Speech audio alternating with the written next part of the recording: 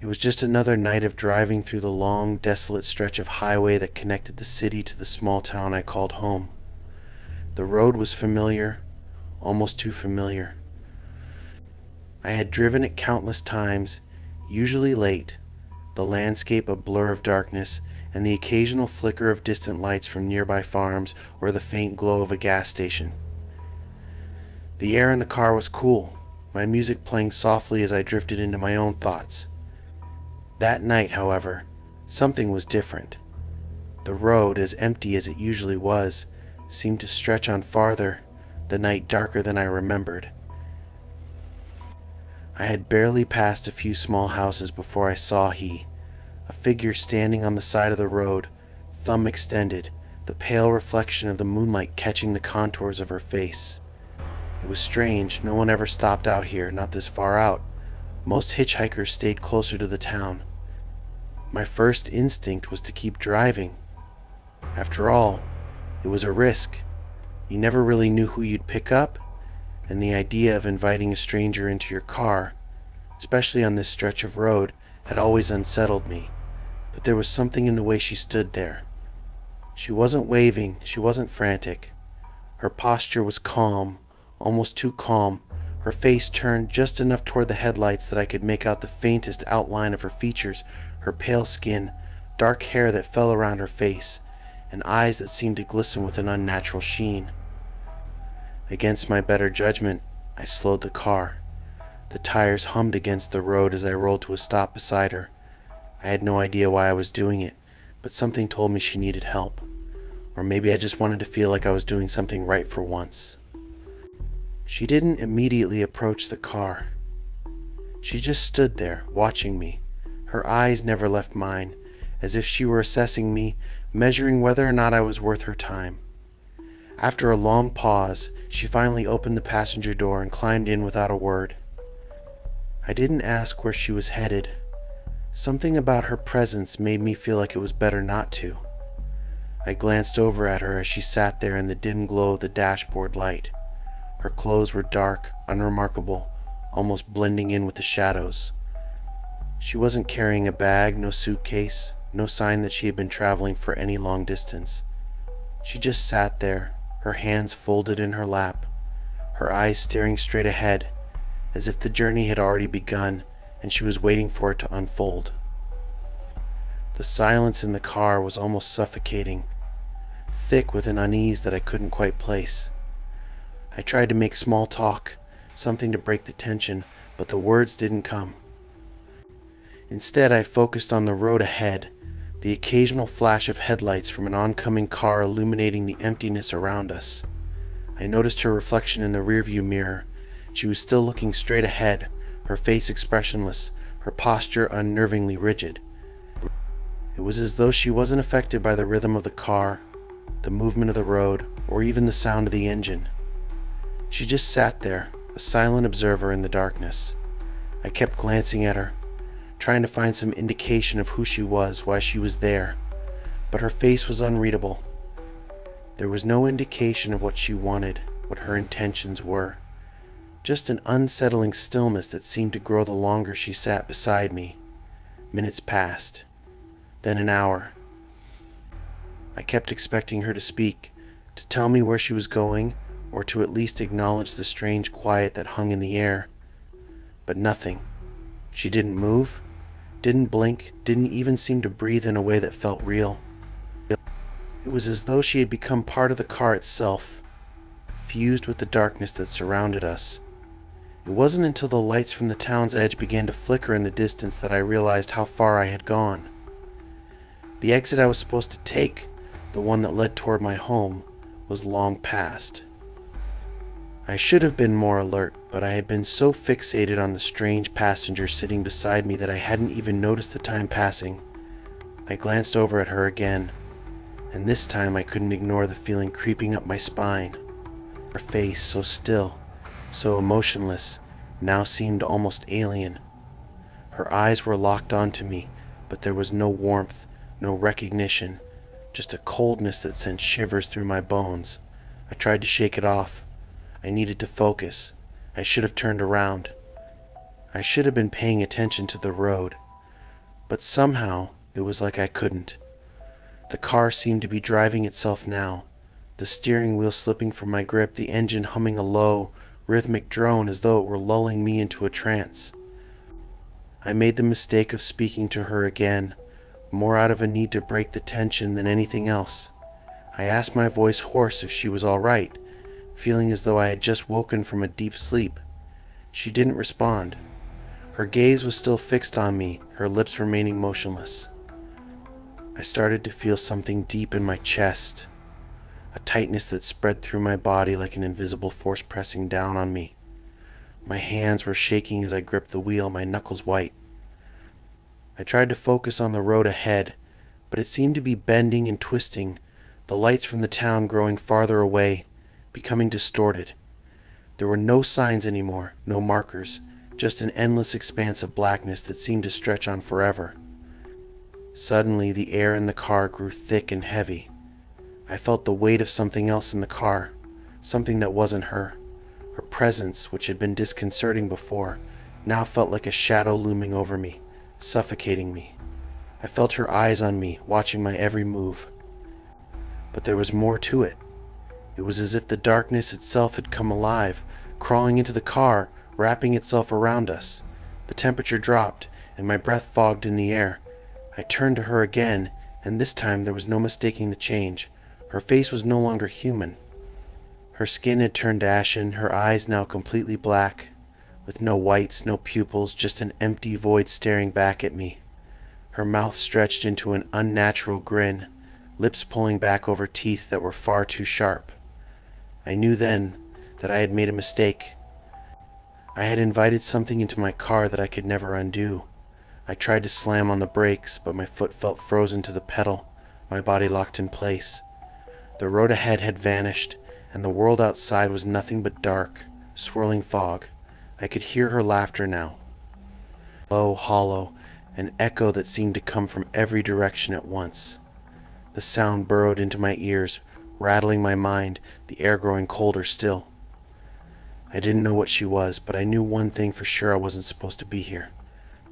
The car finally screeched to a halt, but it wasn't on any road.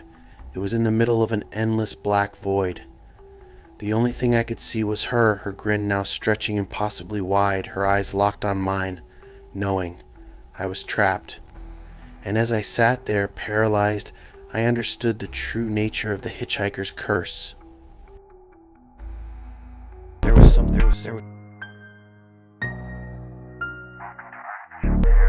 The night was unusually quiet for a drive like this. The kind of quiet that could make the miles stretch longer, the road feel emptier. The highway was a dull gray ribbon snaking through dense woods, no other cars in sight. I had been driving for what felt like hours, my eyes heavy from the lack of sleep and the monotony of the road. It had been a long week at work, and now I was heading home to finally get some rest. As I turned the corner around a bend in the road, I saw him. A man, standing just off the side of the highway. At first I thought nothing of it, just another hitchhiker, maybe someone lost or trying to catch a ride. The strange thing, though, was the way he stood there. Not waving or gesturing like most hitchhikers did, just standing still, staring at the road as if waiting for something. I slowed down, my car humming as I approached. I was alone on the road, and there was no sign of a gas station or any other place nearby. It felt odd, but I figured it was just a hitchhiker needing a lift. I rolled down the window slightly, enough to hear if he spoke, or at least to see if he needed help. Without a word, he stepped forward, moving toward the passenger side of my car, and I unlocked the door. He opened it slowly and got inside, never once looking at me directly. I couldn't help but notice how his clothes seemed out of place, too neat for someone who had likely been traveling, his jacket pressed, shoes clean. As he sat down, his presence filled the car, and yet there was no sound. He didn't even breathe like a normal person. I glanced at him briefly, but he was staring straight ahead, his hands folded neatly in his lap.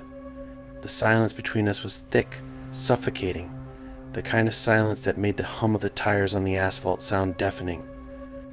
I kept my eyes on the road, occasionally glancing at the rearview mirror, where his reflection remained motionless. He hadn't moved, not even a twitch. The same stillness seemed to settle over the car, making the already unnerving drive feel like it was stretching out longer than it actually was. The longer he sat there, the more unsettling it became.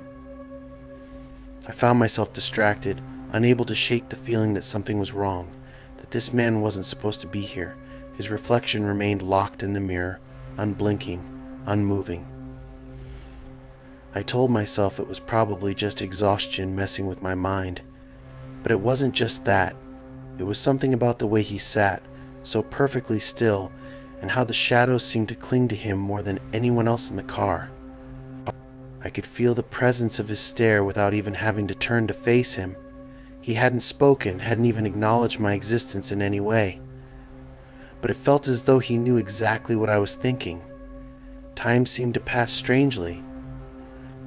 The world outside the car blurred, and the road stretched on endlessly.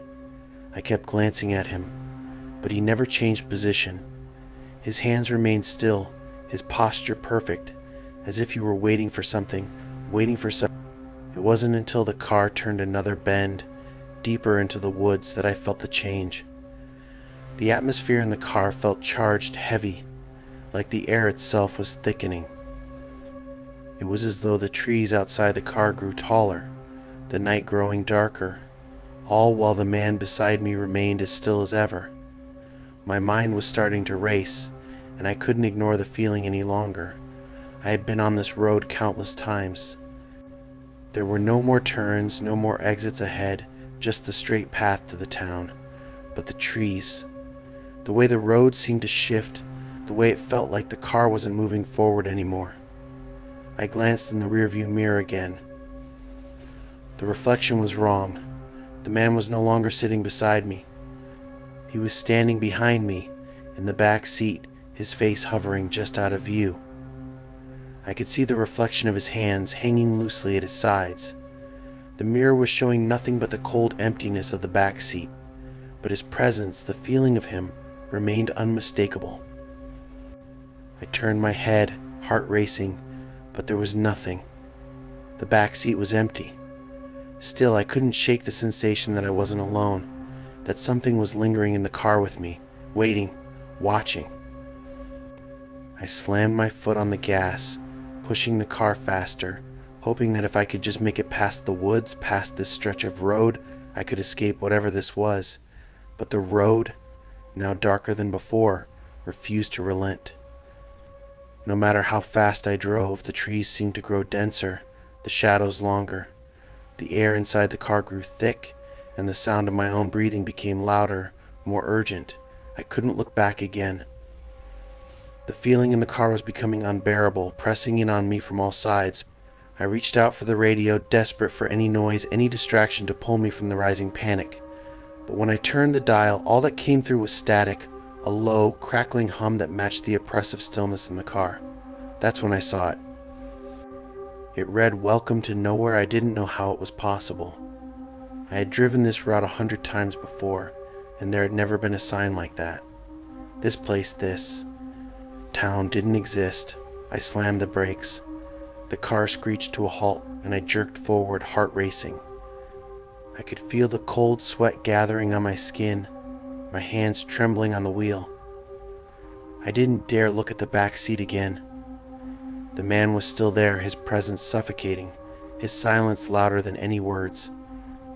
It was like he was a part of the car now, like he had always been there, a fixture in the night. I took one last look in the rearview mirror, and his face was there again, only this time it was right behind me, close enough that I could feel his breath on the back of my neck. But there was no time to react. The road ahead was gone, swallowed up by the darkness, and the world outside was nothing but endless, crushing blackness. The town I had known was no longer a part of the map. Only the man and the road remained, and I realized with a sickening certainty that I would never escape. There was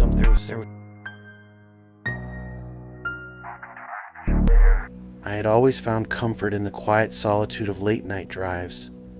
The roads were empty, the world was still, and it gave me space to think, to unwind after a long day of work.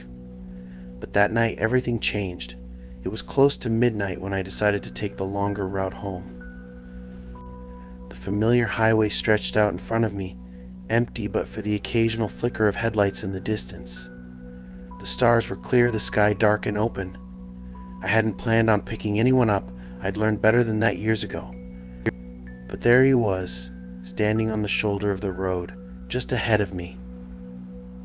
At first glance, he looked harmless, no different from the usual hitchhikers you might see at night. A man, maybe in his late 30s, wearing a jacket that looked too thick for the weather. He stood unnaturally still, staring at the passing cars as they sped by, not making any moves to wave or signal for a ride. I passed him, but something about the stillness of his figure lingered in my mind. I kept driving for a mile or so, but it wasn't long before the thought of him started to nag at me. It was ridiculous, I told myself. He was probably just another tired traveler looking for help, but I couldn't shake the feeling. I turned the car around and went back, my headlights cutting through the darkness, my pulse quickening with each passing second. I pulled up alongside him, slowed down and rolled down my window. The wind rushed in, cold and sharp, but I didn't hear a thing from him. He didn't even acknowledge me at first. His head was tilted slightly downward, as though he were lost in thought. When he finally looked at me, his eyes didn't seem right, too wide, too unblinking. He gazed at me as though he had been waiting for something, someone. Without a word, I unlocked the door and waited. He hesitated, then slid into the passenger seat. He didn't sit normally, though. He seemed to fold himself into the car, like he was making an effort to squeeze into a space that wasn't really there. The car seemed to shrink around him, as if his presence was too much for it to contain. I tried to ignore the feeling that had crept into my chest, that sharp, nagging sense of wrongness. I looked over at him, but he hadn't moved. He just stared ahead, not at the road, not at me, but at something beyond, something I couldn't see. His gaze was cold, blank, as though he was watching a world that no longer existed. It was strange. The kind of strange you couldn't quite explain, but you could feel deep in your bones. The silence between us stretched on, and it was unbearable. I tried to break it, but my words caught in my throat. I couldn't find the right thing to say. His presence filled the car, suffocating it. I looked at the rearview mirror, but all I saw was darkness. The road was empty behind me, no headlights, no signs of life. It was then that I realized the car had grown colder. The air seemed to have thinned, and I could feel the temperature drop with each passing second. I glanced at the man beside me, but his face hadn't changed. He was still staring ahead, his mouth barely moving, just enough to suggest he was breathing. I asked if he was okay, the words coming out before I could stop them. He didn't answer. Not at first. The silence deepened, and it felt like the car was no longer moving forward. It felt like we were suspended in some kind of limbo. The world outside had vanished into darkness. The streetlights, once a comforting blur of pale yellow, had disappeared, leaving us in an endless, oppressive blackness. I sped up, hoping the road would open up. But the further I went, the more I felt like I was driving in circles, like the road was never ending, looping back on itself in ways that didn't make sense. The man beside me remained motionless, his eyes wide and unblinking, fixed on the empty stretch ahead. I reached for the radio, trying to fill the air with any sound, but it was dead. No music, no static, just a void. The quiet was maddening. The kind of silence that could drive a person to insanity. I glanced at the passenger seat again, and my breath caught in my throat. He wasn't there anymore. I turned to look at the empty space beside me. For a moment I couldn't process what I was seeing. The seat was still slightly indented, as though someone had just gotten up, but there was no one there. I checked the rearview mirror. Nothing. I slammed the brakes. The car jerked to a stop. but the headlights remained locked on the road ahead. There was no sign of him. My heart hammered in my chest, my hands gripping the steering wheel so tightly that my knuckles were white. I searched the darkness outside, but there was nothing. No movement. No figure standing on the side of the road. The silence was absolute. I shook my head, trying to make sense of what had just happened. Had I imagined it? Had it all been a hallucination, the result of fatigue or stress? But deep down, I knew it wasn't that. I knew something else was at play here. I drove on, faster this time, praying I'd see signs of civilization, of life, of something familiar. But there was nothing. The road stretched on, endless and empty, the dark sky pressing down on me. I kept my eyes locked on the road, afraid to look anywhere else, afraid to see anything I couldn't explain. The man, if he had even been real, was gone, and now it was just me, alone, driving down a road that led to nowhere.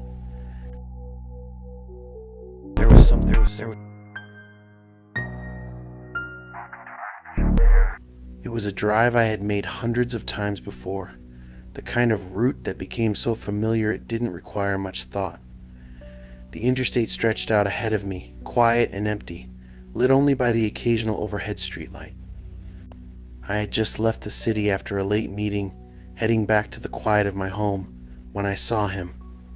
At first, it was just a figure on the side of the road. He looked small, a man walking along the shoulder, his posture hunched, as though he were cold or tired. It was well past midnight, and the surrounding area was dark, isolated, and I felt a small pang of sympathy for him. He looked like someone who could use a ride, and my mind briefly flickered to those stories you hear about people stranded late at night, needing help. But as I passed him, something about the way he moved caught my attention. It wasn't just that he was walking on the shoulder, it was the way he moved, unnaturally fast, almost like he was gliding, like he wasn't walking but floating just above the ground. It was subtle, but enough to make me uneasy. I had already passed him, my car speeding along, but I couldn't shake the feeling of being watched. I shrugged it off, chalking it up to the weird tricks the mind plays in the dead of night. It was too late, and I was too late, and I was too tired to think much about it. But as I kept driving, the unease lingered. A few miles down the road, I glanced in the rearview mirror. There was nothing there. I drove on for a few more miles, but the nagging feeling didn't go away. It was as though someone was still there, right behind me.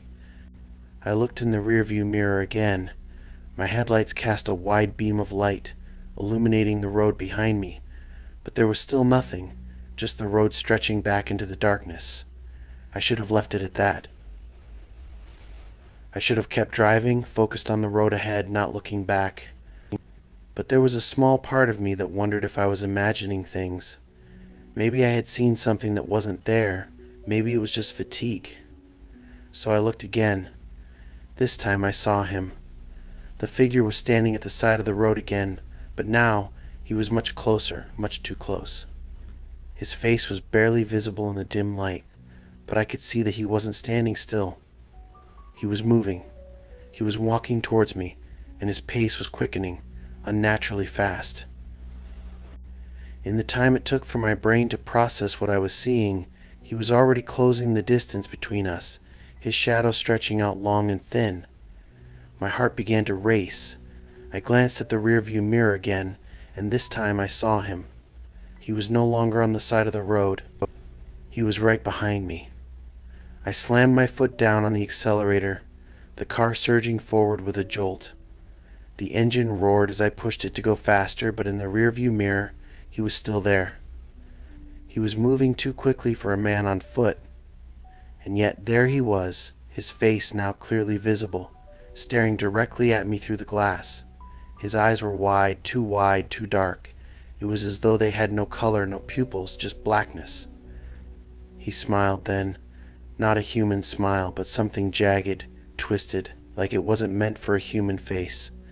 And then he did something that sent chills down my spine. He raised his hand, fingers pressed to the glass of my rearview mirror, as though he were reaching out to me.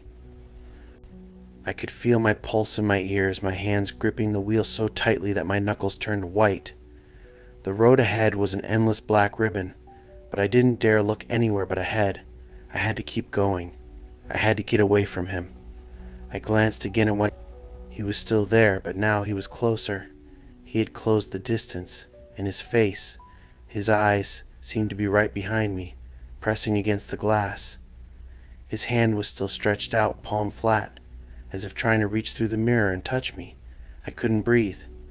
My mind raced, trying to find a reason, an explanation for what I was seeing. Maybe it was a trick of the light, I thought. Maybe I was just tired. But it didn't make sense. No matter how fast I drove, he was always there, always right behind me, just a step away. I floored the gas pedal, hoping to outrun him. But the faster I went, the more distorted the rearview image became. The man's face started to shift, his features stretching and warping, as though they were being pulled by some invisible force. It wasn't a human face anymore. It was something monstrous, something that didn't belong in this world. In a panic, I swerved the wheel to the side, barely avoiding a ditch. The headlights swerved with me, illuminating the trees and the dark stretch of road. But when I looked back, he was gone. There was no trace of him in the rearview mirror, no shadow in the darkness. For a moment, I thought I had lost him. But then the silence hit. The car was still moving, the engine humming beneath me, but everything else had gone eerily quiet. The road felt endless, the miles stretching on without end. I glanced once more in the rearview mirror. And there he was. He was standing in the middle of the road now, directly behind me, staring with that same wide, unblinking gaze. His mouth moved, but no sound came through. He wasn't just walking anymore.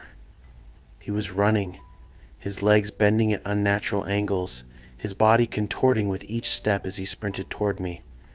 I couldn't take it anymore. I pressed my foot harder on the gas, but it was no use.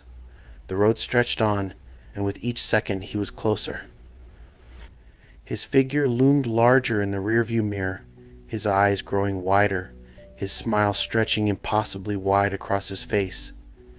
I didn't know what he was, what he wanted, or how he could be following me. But I knew one thing for sure: I wasn't going to stop driving until I was as far away from him as humanly possible. But no matter how far I went, I couldn't escape the feeling that he was always just behind me, waiting, watching. And somehow I knew, no matter where I went, or how fast I drove, he would never stop chasing me. There was something.